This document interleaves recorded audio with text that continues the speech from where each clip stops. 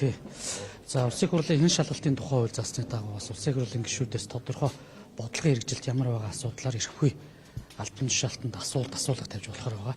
Энэ хүрээндээ бас энэ нэгэнт одоо ард түмэндээ бид дамсан шүү дээ. Төрийг одоо бүтээмж өндөртөө цомхон чадварлаг за мерит зарчмын дагуу бас энэ төрийн албыг явуулнаа. Хоёрдугаарт энэ төрийн эмчит компаниудыг одоо бас цомхон бүтцтэй одоо тодорхой хөгжлийн өвчл татан буулгын буулгаж энэ бизнесийн орон зай буюу эдийн засгт энэ тодорхой нөлөө үзүүлээд байгаа хэсгийг хумих бодлоор барина гэсэн болгоос биш бид өргөжүүлэх ийм зүйлийн тухай огт яриаг.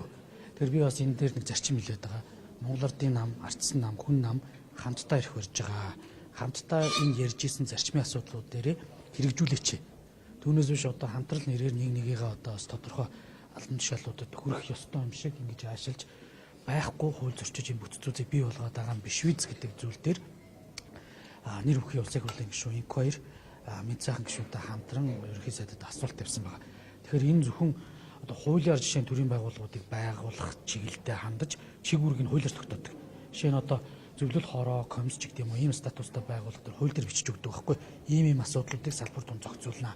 Ийм асуудлаар дэмжлэг үзүүлэх чиг үүрэгтэй байна гэж байдаг болохоос биш ерөөсөө ингээд засгийн газрын төвшөнд яг ингээд эрхлэх асуудлын хүрээ сайдын дор нэг байгууллага агуулад маш өндөр цалинтай.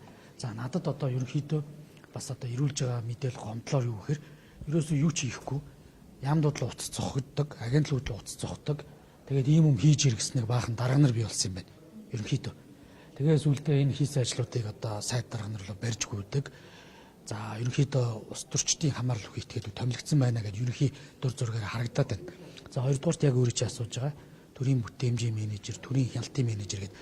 Үндсэндээ тэр төрийн бол орон нутгийн эмч компани дээр чинь захирлыг энэ асуудлыг хариуцаж хий, бүтээмжтэй ажил, компаниг ашигтай ажиллуул гэж томилсон болохоос биш тэр нөхөр чадахгүйгээр хажуугаар нь дахиад нэг албан тушаал бий болгоод томилоод байгаа юм шиг ийм сонио үр дагавартай зүйлүүд болж байна. Энэ ч гэсэн төрийн хэмнэлтийн үйлд нийцж байгаа мөн гэдэг асуудлаар бас асуулт тавьсан байна. Чинээ төрийн байгууллага, төрийн эмч төрийн байгууллага дээр одоо энэ хяналтын менежер, бүтээмжийн менежер комиссын байна мэдээлэл байна. Яг хөө урьдсан ерөнхий нэг юм байна. За одоо үндсэндээ нэг хуулиар нэг 40 орчим зөвлөл хороо комисс ажилтیں۔ Одоо нийгмийн даатгалын үндэсний зөвлөл эдгүүр ч бүгд хуультай. Гэтэл энэний дээр нэмэгдээд нэг 15 6 бас хуульгүй ийм салбар одоо эрчим хүчний шинтгэлийн хорооноос эхлээд ийм байгуулагдсан байна. За дээрэс нь яг энэ бүтээмжийн менежер инквайр гишүүний хэлж байгаа нэг 40 орчим үнийг бол одоогийн байдлаар бол томилж байгаа юм байна. Цаашдаа ч энэ бас их өргөжөж магадгүй учраас ийм асуудал үнэхээр байгаад байгаа юм шиг үстэй. Ямар хууль эрх зүйн орчны хүрээнд энэ асуудлыг шийдээд байгаа юм бэ гэдэг асуудлаар ерөнхий сайдад асуулт тавьсан байна. Энэ хуулийн хугацаат 14 хоног гэдэг баха. Ирэх ёстой. Компаниудын засаглалыг сайжруулна гэдэг удирдлагуудын улсын хурлаас томилдог асуудал хэвээрээ байх юм бол ер нь энэ асуудал сайжирна гэж харах итгэл байх юм. Яг улсын хурлаас юу томилж байна? Төрийн эмчит компаниудын удирдлагуудыг томилно шүү дээ. Үгүй шүү дээ. Хаана тийм юм бол одоо яг явуулж байгаа юу бол шинжилээ. Үгүй шүү дээ. Үнэхээр буруу мэдээлэлтэй. Би энэ хуулийг анх одоо 18 онд боловсруулсан хүн би байгаа. За засгийн газрын тухайн засгийн газар өргөн барьсан, бутсан байгаа. За нэр өөрчлөгдсөн гол асуудал маань ерөөсөө компаниг засаглалын үед яг л одоо нээлттэй сонгон шалгаруулахаар тузын болон гүйцэтгэх захирлыг томилоо. Сайн ажиллавал урамшиллийн өгөө, муу ажиллавал хариуцлагын тооцоо гэдэг зүйл байгаа. Дээрээс нь компани үйл ажиллагааг явж байхад хажуугаар нь улс төрийн шийдвэр гаргаад ийм төсөл хөтөлбөрийг санхүүжүүл төмөр зам байр ийм нийслэлийн асуудлыг шийдэгдэх зүйлүүдийг болоо. Харин компани ашигтай айлсны дараа одоо ногдол ашигын журмаараа төр өөрөө аваад энийгээ төсөвтөө суулгаад улсын хурл нь тэр ногдол ашигаар орж ирсэн орлогыг юунд зарцуулах уу гэдэг зүйлийг шийддэг байх тэр зарчмын юмлгоо явж байгаа болохоос биш өөрөө чи ярьж байгаа тэр энэ буруу ойлголч юу хаанаас тийм зүйл байгаа нийтэхгүй нээлттэй одоо цомгтхон дээр төрийн компаниудыг зэгцлэнэ гэдэг асуудал ярьж байгаа. Орон нутгийн эмчит компаниудаас нэлээд байгууллагаа сүүлийн хугацаанд бол нийслэлээр энэ давхар шийдвэрт хариуцсан гэхэд 3 одоо компани шинээр байгуулагдсан шүү дээ. Ерөнхийдөө дотоодын нийт бүтээгдэхүүн энэ ерөнхийдөө эдийн засгийн бүтцэдэх энэ төрийн бол орон нутгийн эмчит компаниудын эзлэх хөвгөнцөд 70 орчим дээр ороод байна. Тэгэхээр хувийн хвшлийн орон зай улам багасаад байна гэсэн үг шүү дээ. Тэгэхээр энэ зүйлүүдийг л бид нэр одоо багасгах асуудал ерөнхийдөө энэ төрийн бол орон нутгийн эмчит компани асуудлыг шийдэж байгаа бүтээмжийн тухай хууль юм байна. Уг нь бол бид нар энийг компани хууль болоод төрийн эмчийн бодлого зохицуулалтын газраас харсан 4 журмын юм шийд болох боловч энэ зүйлүүдийг ерөөсөө биелүүлэхгүй. Тийм учраас хатуу хуульчилж ил тодор болж улс төрөөс хараат бус байдлаар үнэхээр төрийн эмчит компани, орон нутгийн эмчит компани ажиллаулъя гэж байгаа бол яг энэ одоо зүйлээр нь явахгүй бол улс төрийн одоо юу гэдгийг сонгуулийн үр дүнгийн дараа ийм нөхцөл байдлууд орширдог. За баахан хүмүүс одоо янз бүрийн байдлаар томилогддог. Энэ байдлыг цэгцлэе гэдэг зүйлийг л яриад байгаа. За тэгэхээр энэ бол одоо бас энэ хуулиуд явж иж одоо шийдэгдэх баг. Үндсэндээ сүүлийн баг одоо 10 жилийн асуудал яригдж байгаа боловч шийдэгддэггүй. Монгол Улсын арчлалын индексийг урагшлуулах, за энэ эдийн засгийн суурь нөхцөл, бизнес эрхлэлийн индексийг дээшлүүлэх, ер нь одоо энэ авилгалын индексийг урагшлуулах, энэ засаглалын индексийг урагшлуулах, энэ бүх зүйлүүд энэ ерөөсөө улс төрийн намын санхүүжилт болон төрийн өмсгөл компани засаглалыг хэрхэн яаж шийдснээр Монгол Улсын үнэлгээ дээшлэх ийм нөхцөл байдалтай байгаа. Төрийн өмсгөл компаниудын удирдлагын цалингийн асуудлаас олон юм байна. Тэгэхээр зарим одоо төрийн өмсгөл компани захирлууд бол хэд өндөр цалин авдаг. За төрийн албан шалгалт гэх мэт олон зүйлээс одоо хол байдаг учраас энэ рүү одоо томилуулах одоо найз нөхөд гэдэг юм уу хамаарах хийдгээ гэр бүлийн нэ томилуулах ийм зүйлүүдээс болно. Яг нь бүх компаниудыг яг ижил төвшингийн цалингийн жишг тогтоодог бол буруу. Тухайн компани банк байж болно. Тухайн компанийн асуудал нь илүү их одоо уулуурхаа дагсан том эрсдэлтэй ийм бизнесүүд байж болно.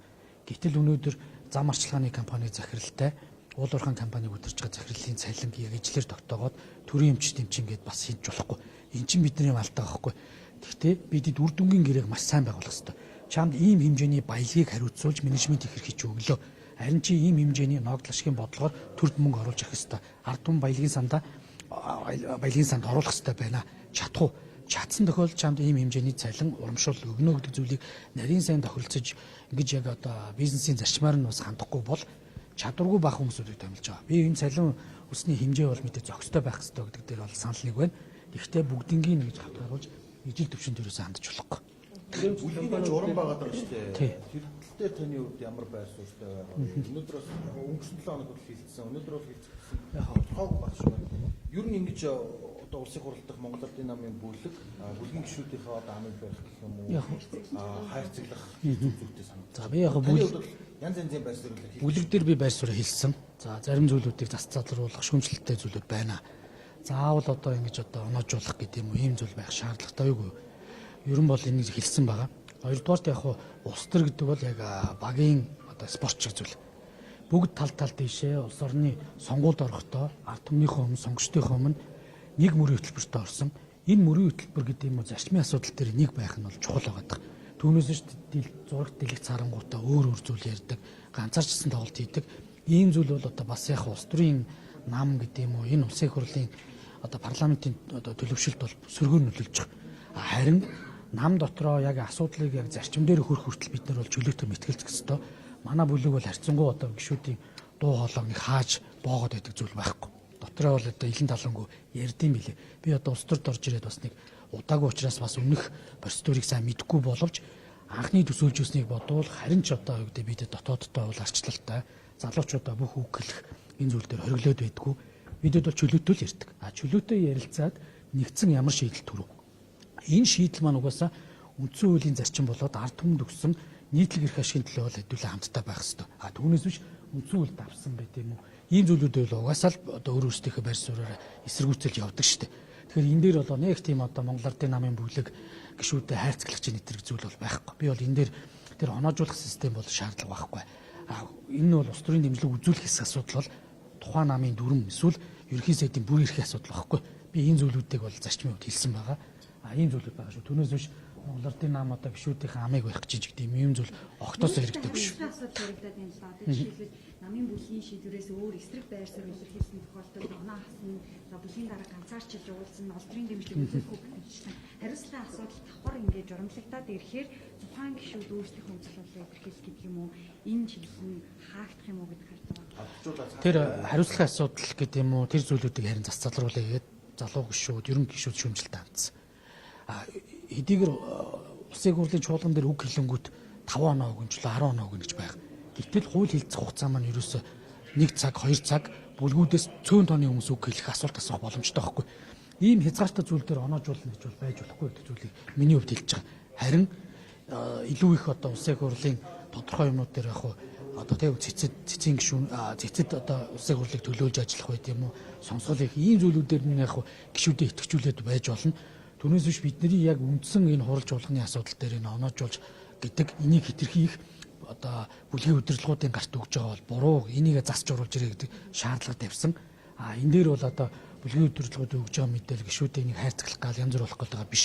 Гэхдээ миний зүгээр хэлж байгаа зарчим нийгэмд энэ намын мөр хөтөлбөр ард түмэндээ өгсөн амлалт үндсэн хуулийн суурь зарчим дээр бол бүлгийн гаргасан шийдвэр дээр бидэд багараал байх хэвээр. Түүнээс биш салж тоглодог удлаа ард түмэнд таалагдахын тулд тэнд очиж нэг өсөж боборж өрөөсө болохгүй л гэж энэ зарчмыг бол би бас балансыг нь бол харах ёстой шүү гэж үзэж байгаа. Түүнээс биш октоос ардын нам нэг орж ирсэн шинэ гишүүдийг хайрцаглаад байх гэдэг ерөөсөө тийм зүйл байхгүй гэдэг зүйлийг би хэлмээр. Зөрөө бүхний газрууд одоо ингээд менежер томилж штэ энэ хууль төрсөн үйлдэл үү? Харин асуулт тавьсан. Одоо энийг л хэдүүлээ авъя. Ямар байдлаар томилж байгаа энийг харж иж одоо дүгнэлт өгнө үү. Заавал.